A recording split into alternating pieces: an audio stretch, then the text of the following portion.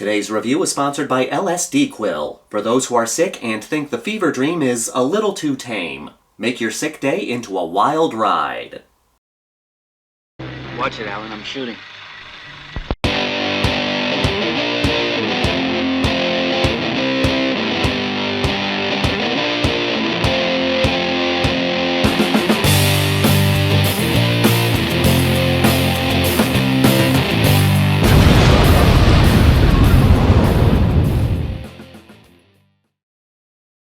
The Brood.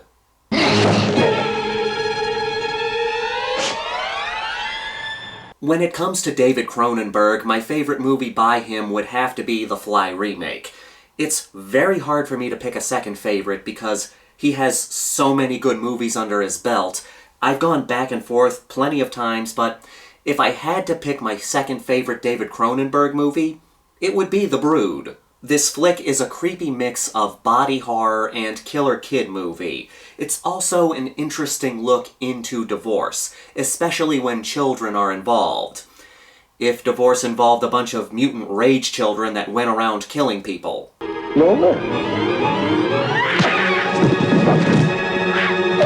And just a heads up, I will be having mild spoilers in this video. I won't give away too much, but I am going to spoil one plot point because I think it'll make the movie easier to talk about for me. The movie opens with Dr. Hal Raglan, played by Oliver Reed, giving a demonstration of his unusual psychological techniques with one of his patients. Tell me about it. I'm not interested in what little girls have to say anyway. Show me! Show me your anger! Show me, then I can understand it. Dr. Raglan is an eccentric psychiatrist who uses bizarre methods to treat his patients. One of his star patients is Nola Kravith, played by Samantha Egger. She stays with Dr. Raglan in his isolated property where she gets special treatment. You hurt me. No, I didn't, sweetie. You must have had a bad dream. Mummies don't do that. Mummies don't hurt their own children. Now, Nola is the wife of Frank, played by Hindle. The two of them have had a strained relationship over the years due to Nola's psychological problems, and things have become even more complicated due to their daughter, Candace. You see, Nola and Frank have shared custody of their daughter, but Nola is essentially institutionalized in a way. However, they continue their shared custody due to Dr. Raglan saying it's good for Nola's therapy. So Candace goes to the compound to stay with her mother every weekend. But now she's been coming home with bruises and scratch marks on her body. You sound hostile. Well, my daughter's been beaten severely and scratched and bitten, and her mother did it. Her mother, who's under your psychiatric care. Frank, wanting to protect his daughter, refuses to allow Candace to visit her mother anymore.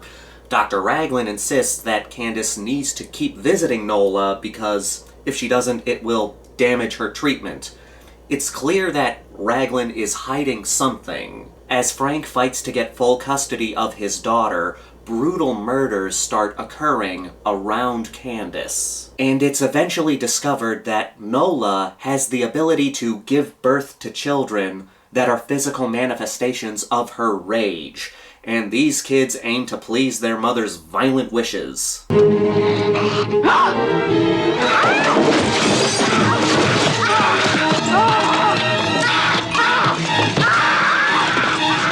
David Cronenberg wrote the script for this movie after going through his own divorce where he had to fight for custody of his child. This isn't the only horror movie involving divorce that I've talked about. There's also Possession from 1981, which is a very good but trippy horror movie.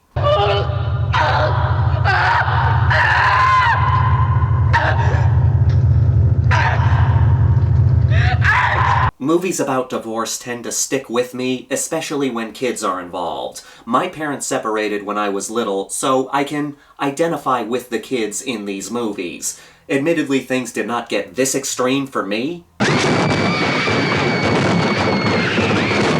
but I can still connect in a way. The Brood has a unique plot for a body horror movie and a killer kids flick. The kids in this movie are sadistic. If I had the choice, I'd rather deal with the children of the corn. What makes them so intense is the fact that they are a product of rage. Their only purpose is to fulfill their mother's desire, most of which are unhinged because Nola is not mentally stable. Are you and my husband having your own private PTA meeting, Miss Mayor? I won't even bother to answer that. You bitch! You're killing my family! It's made clear that she had abusive parents, she's trying to deal with the trauma from her past, but she is not mentally well, and because of that, she tends to let her anger overcome her. And as a result, these rage children go after the people she's angry at with absolute brutality.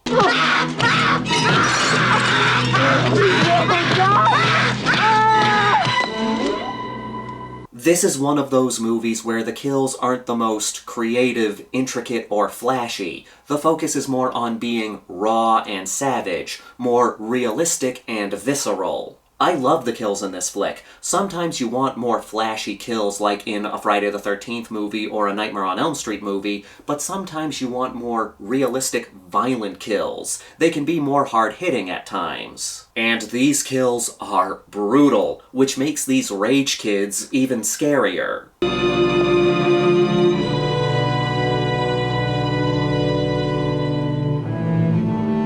They aren't concerned with flashy kills. They don't care about showmanship in the death. You can tell that they just want these people dead, which makes sense because they're a product of anger.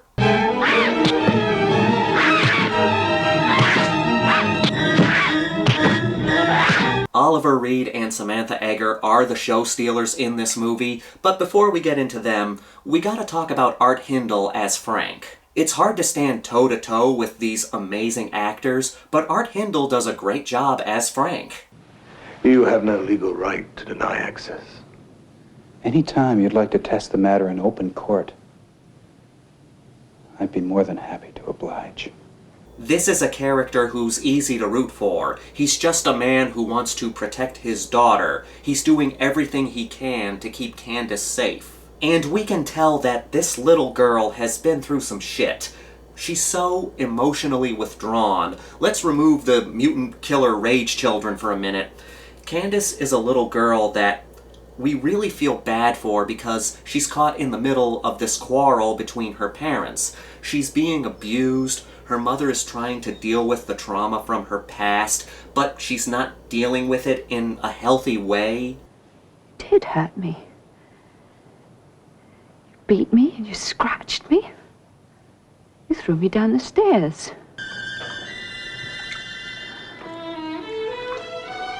Oh my God. Unfortunately, this is a thing that happens. People who experienced abuse when they were younger, repeating that behavior in their future.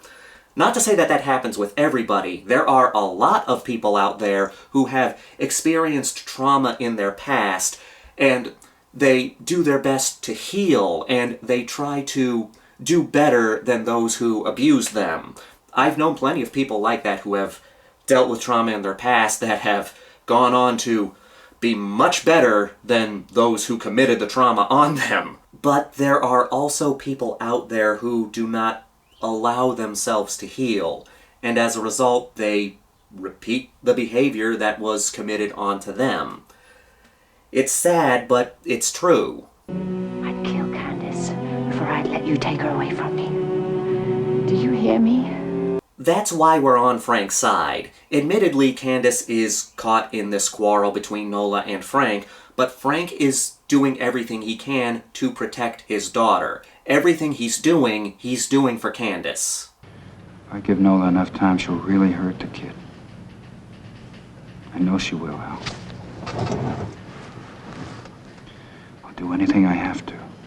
But, let's be honest, the powerhouses in this movie are Oliver Reed and Samantha Eggar. These two have a lot of moments together, and these moments are awesome. Just two actors giving great performances. Didn't what? You didn't protect me. You didn't. You didn't. You didn't. You didn't. You should have. Oliver Reed as Dr. Ragland is a great gray character. We can tell he has good intentions, but he doesn't go about them in a good way. We can't go as far as to call him a bad guy, but we cannot call him a good guy. He's done some questionable things that has resulted in all of this horror. But it's Oliver Reed. We can't help but get drawn into his performance. It's like, man, you're a prick, but you're so damn charismatic. The kid stays with me. To take Candace away from her at this stage could send Nola over into the deep end. It's a critical time for her, Frank. And Samantha Eggar steals the show from Oliver Reed. That's not an easy task. The character of Nola is an intense character. This is a person who is acting on sheer emotion, and it's emotion with an unhinged mind. Sometimes, then they're bad mummies. They're fucked up mummies. Samantha Eggar has a good pair of crazy eyes. She gives these looks in this movie that are scary enough. They're looks that say, if I could kill you with my eyes, you'd be dead. Liar. You're lying. You're lying. You're lying. I know. And I won't spoil it here, but there's a moment in the final act that is haunting. All I'll say is, it'll stick with you. For those of you who have seen the movie, you know what I'm talking about. As creepy as the Rage children are, Nola is the scariest person in this movie. And she should be. She's the creator of The Brood. Nola is a severely underappreciated villain in horror. We had a lot. We had beautiful things, things that you couldn't understand. And we'll have them again if you'd just leave him alone and stop poisoning him against me and taking advantage of his loneliness. I love The Brood, and I think talking about it in this video has helped me to love it even more. It's one of my favorite body horror movies, one of my all-time favorite evil kid movies. I would put it up there with The Omen. It's creepy as hell, has a unique plot, has some great characters, and two powerhouse performances between Oliver Reed and Samantha Eggar. Every time I watch this movie, I end up loving it even more. And with that, let's get to the Grindhouse rankings. We've got a body count of about 15. The kills mostly consist of people being bludgeoned or beaten to death by the Brood. The movie is a good mix of killer kid flick and body horror, two creepy genres combined to make an even creepier movie. All the characters are good, but Oliver Reed and Samantha Eggar steal the whole show. Samantha Eggar in particular is very unsettling.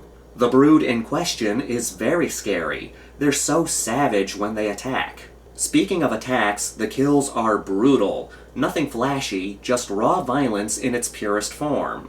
The story is interesting, and very unique in the horror genre. I like how this movie is a commentary on divorce, especially when children are involved. It's something I can identify with. And the climax is haunting. That's all I'll say. I'm giving this a 4.9 out of 5. One of David Cronenberg's best movies in my opinion. Highly recommended. As always, I want to thank all of you for continuing to watch and support this channel. Please leave a comment down below. Let me know your favorite horror movie that combines two horror subgenres together.